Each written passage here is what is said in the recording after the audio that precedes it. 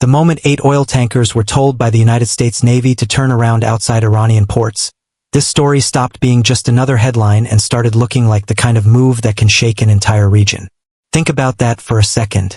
Massive ships carrying one of the world's most politically sensitive resources, contacted by radio, ordered to change course, and every single one complying. No missiles. No dramatic collision. No explosion on camera. Just a voice over the radio, a military warning, and the quiet realization that the balance of power in one of the world's most dangerous flashpoints may have shifted in real time. And the real question is not simply what happened. The real question is this: if 8 tankers were stopped so quickly, what comes next when the world begins to understand what that actually means? According to the report, a U.S. official said on April 14th local time that since the blockade began on April 13th, the U.S. Navy had intercepted 8 oil tankers moving in and out of Iranian ports. In each case, American forces reportedly contacted the crews by radio, instructed them to alter course and turn back, and every tanker complied. That alone is enough to send shockwaves through global energy markets, diplomatic circles, and military planning rooms. Because when the United States says it is imposing a blockade on all ships entering or leaving Iranian ports, and then immediately demonstrates the ability to enforce it, the story is no longer theoretical. It becomes real. It becomes operational. And suddenly, what sounded like political rhetoric starts looking like a dangerous new chapter in the standoff between Washington and Tehran. What makes this moment so powerful is how simple it appears on the surface. No cinematic battle scene. No chaotic footage of naval boarding. No viral video of a standoff spiraling out of control. Instead, the message is almost colder than that. It suggests discipline, reach, and confidence. A force that does not need to fire to make its point may be even more unsettling than one that does. Because it tells the world that the first layer of pressure has already begun, and it was effective. 8 ships. 8 decisions. 8 reminders that control over sea lanes can become one of the most powerful weapons in modern geopolitics. But to understand why this matters, we have to step back and ask what an oil tanker really represents in a crisis like this. It is not just a ship. It is a moving artery of economic survival. Every tanker entering or leaving a port can represent revenue, supply, leverage, and political breathing room. When that movement is interrupted, the consequences can ripple far beyond the water. That is why this story is not only about naval power. It is about pressure. Economic pressure. Strategic pressure. Psychological pressure. The kind that builds not in one giant flash, but in a series of controlled, highly visible actions designed to send a message to governments, shipping companies, insurers, and commodity traders all at once. And that message appears to be brutally clear. The blockade announced by President Trump, according to the article, took effect at 10 a.m. Eastern Time on April 13th and applied to all ships entering or leaving Iranian ports. If that order is being enforced exactly as described, then this is not merely symbolic posturing. It is an attempt to physically reshape the flow of commerce tied to Iran. And when commerce becomes the battlefield, the casualties are not always counted in military terms. They are counted in rising prices, delayed shipments, shaken markets, and growing fear among companies that do not want to become the next target of a geopolitical confrontation. Now here is where the story begins to grow darker. Because when tankers comply once, that may look like a clean demonstration of control. But when that compliance becomes a pattern, it creates an entirely new kind of pressure on everyone watching. Shipping firms begin to ask whether they can still operate safely near Iranian ports. Captains begin to wonder whether the next radio call will remain just a warning. Insurance companies begin recalculating risk. Buyers begin wondering whether future deliveries will arrive on time. Governments begin measuring how far the United States is willing to go. And Iran, perhaps most importantly, begins facing a dangerous choice. Absorb the pressure, challenge the blockade, or respond somewhere else in a way the world may not be expecting. That is the kind of question that changes everything, because direct confrontation at sea is only one possible path. In modern geopolitical crises, the most important response is not always the most obvious one. A nation under pressure does not need to answer in the same place where it was pressured. It can answer politically, economically, asymmetrically, or through proxies. It can answer by escalating rhetoric, by signaling military readiness, by creating tension in nearby waterways, or by simply waiting for the global reaction to fracture. And that is why a story that begins with 8 tankers quietly turning back can become much larger than those 8 vessels. Can become a test of endurance, credibility, and nerve. Before this moment, many observers may have assumed that any so-called blockade announcement would be partly rhetorical, partly psychological, a tool for headlines and pressure but not something instantly visible in operational form. After this report, that assumption becomes harder to maintain. Because now there is a visible claim of enforcement. And in crisis politics, visibility matters almost as much as force itself. When one side proves it can act, the burden shifts to the other side to decide whether to challenge that action or absorb it. That is where risk multiplies.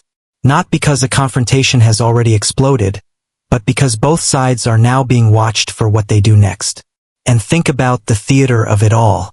Not theater in the sense of fake drama, but theater in the military sense. A stage where every movement sends meaning. A Navy vessel contacting a tanker by radio may seem procedural, even dull, but in this context it becomes part of a much larger performance of power. No loud speech is needed once the order is obeyed. The compliance itself becomes the statement. The return of the tanker becomes the message. The silence after the radio transmission becomes the signal that everyone else hears. And perhaps that is what makes this moment so unsettling. It is not chaos. It is control. And controlled pressure can be more dangerous than emotional escalation because it suggests a campaign, not a reaction. But what happened next in the logic of this crisis may be even more significant than the interceptions themselves. The immediate operational success of such a blockade, if sustained, would not only affect Iran. It would affect the perception of American willingness to redraw the rules at sea. Allies would study it. Adversaries would study it. Neutral actors would study it. And the world's energy traders, perhaps faster than anyone else, would begin pricing not only what has happened, but what might happen if the pressure intensifies. Because oil does not trade on facts alone. It trades on fear, expectation, and scenario building. One intercepted tanker is an incident. 8 intercepted tankers start to look like a system. And systems change behavior. Imagine being the captain of one of those ships. You are navigating one of the most politically charged maritime spaces on Earth. You receive a radio call from the US military. You are instructed to alter course and turn back. In that moment, the geopolitical chessboard collapses into a single human decision made under pressure. Follow the order and retreat. Ignore it and risk becoming the center of a dangerous standoff. This is where grand strategy becomes intensely personal. Behind every headline are crews, operators, logistics teams, and decision-makers confronting uncertainty in real time. And that human dimension is easy to overlook until you realize how quickly an ordinary voyage can become part of an international crisis. Now, some viewers may be wondering, does compliance by all 8 tankers suggest overwhelming deterrence? Or does it simply reflect caution in the face of ambiguity? That distinction matters. Because if the captains or shipping companies believed the blockade would be fully enforced, then compliance reflects respect for raw power. But if they turned back because the situation was unclear and the risks of defiance were simply too high, then compliance reflects something else. Strategic uncertainty. And uncertainty can be its own weapon. The side that creates uncertainty in a maritime choke point or near a contested port does not always need to use force. It only needs to make the cost of testing its resolve feel unacceptable. This is where the story takes on a deeper and more documentary-like tension. What looks at first like a straightforward enforcement action may actually be an effort to create a new psychological environment around Iran's maritime trade. One where every vessel approaching a port must weigh not just commercial opportunity, but military exposure. One where the very idea of entering or leaving Iranian ports becomes loaded with legal, political, and operational risk. And if that environment holds, then the pressure compounds by itself. Fewer ships may approach. More delays may occur. More uncertainty may spread. And the blockade becomes not just a line in policy, but a climate of fear around movement itself. Halfway through the story, though, there is a twist many people miss. The biggest shock may not be that the United States intercepted 8 tankers. The biggest shock may be that it did so without needing a dramatic public confrontation. In a media age that trains audiences to look for explosions, shouting matches, and instant spectacle, the most consequential moves can arrive quietly. A radio message, a rerouted ship, a port left without expected traffic. That contrast between the dramatic implications and the almost clinical method is what makes this feel so ominous. Because it suggests that escalation in the modern world can begin not with a bang, but with compliance. And once compliance becomes visible, the next cliffhanger writes itself. How long can that compliance last? Because history shows that maritime pressure campaigns are rarely static. They evolve. The first vessels may turn back. Later vessels may test boundaries. Political leaders may harden their tone. Regional allies may be pulled in. Rival naval assets may reposition. Surveillance intensifies. Miscalculation risk rises. Every day that passes without a clear off-ramp makes the whole environment more combustible. That is the paradox of a controlled blockade.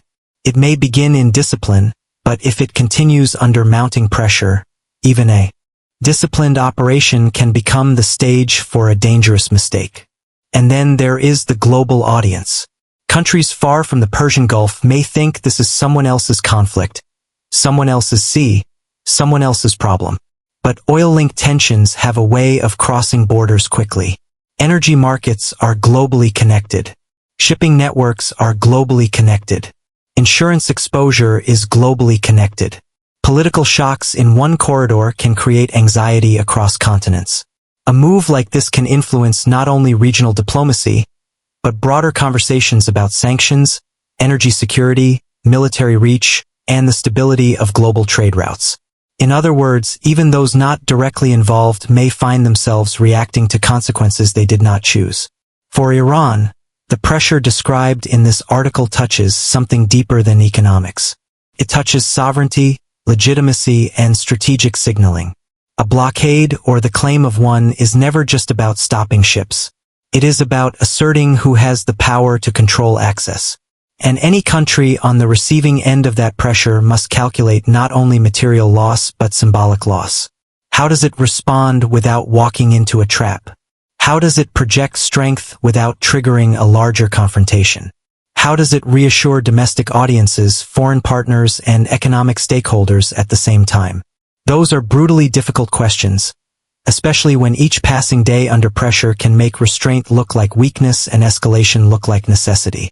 For the United States, meanwhile, the stakes are just as high, though in a different way.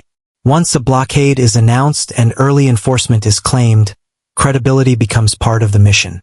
If enforcement weakens, that can be read as hesitation. If enforcement intensifies, that can be read as escalation. If exceptions appear, that can create confusion. And if confrontation occurs, the entire move can suddenly cross into a much more dangerous phase. So the very success of intercepting 8 tankers may create its own burden, the burden to show consistency. And consistency in a volatile maritime crisis is far easier to promise than to maintain. This is the truth versus appearance contrast at the heart of the story.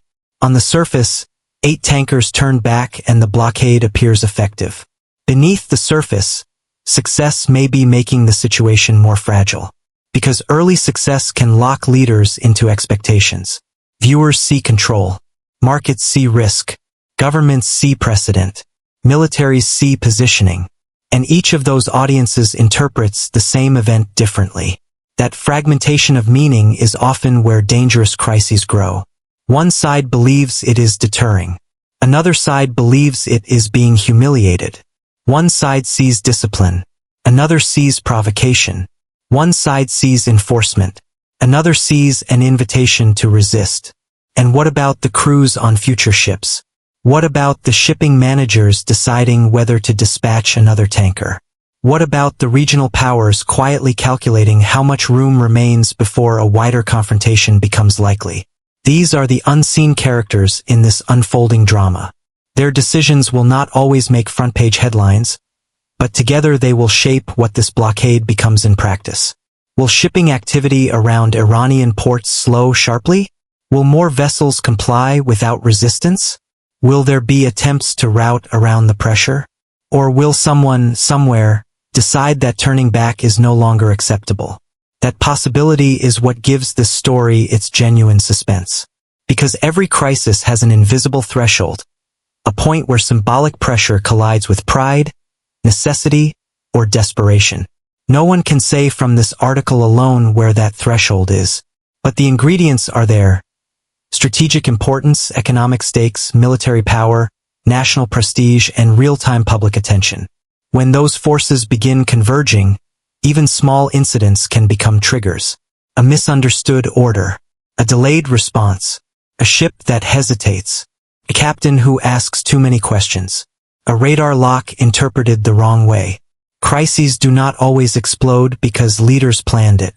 Sometimes they explode because a system under stress stops leaving room for error. And that brings us to one of the most humanly gripping elements of the whole story. The absence of visible violence may tempt people to underestimate the danger. But calm-looking moments in geopolitics are often the ones that deserve the most attention.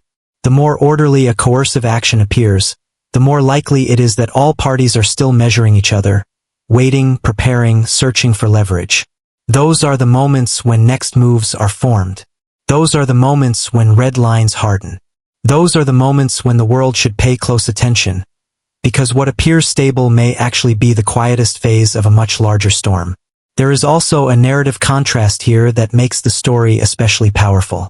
Before the blockade, ships moved in and out of Iranian ports under normal commercial logic. After the blockade announcement, according to the report, those same routes became spaces of military instruction and forced reversal. Before, the tanker's mission was delivery. After, the tanker's mission became uncertainty. Before, a voyage was measured in time and distance. After, it was measured in risk and permission. That is a profound transformation, and it happened almost instantly. When a commercial pathway becomes a contested strategic corridor overnight, the psychological shock can spread faster than any formal announcement. And let's talk about perception, because perception may become the battlefield behind the battlefield.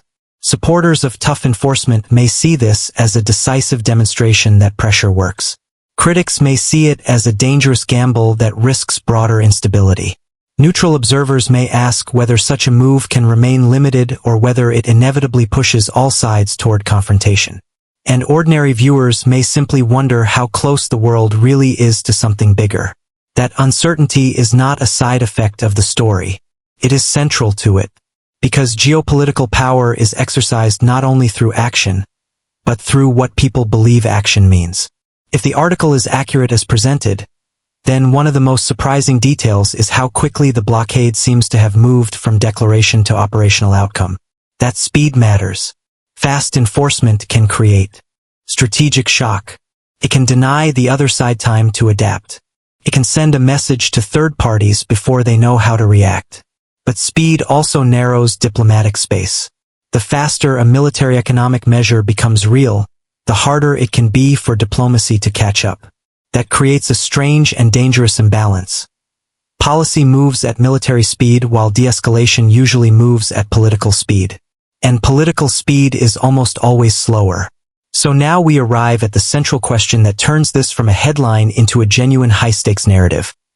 Is this a pressure tactic meant to force a political outcome, or is it the opening act of a much larger confrontation? The answer may depend less on what has already happened and more on what each side believes the other side intends. If Washington believes visible enforcement will compel retreat, it may keep pressing.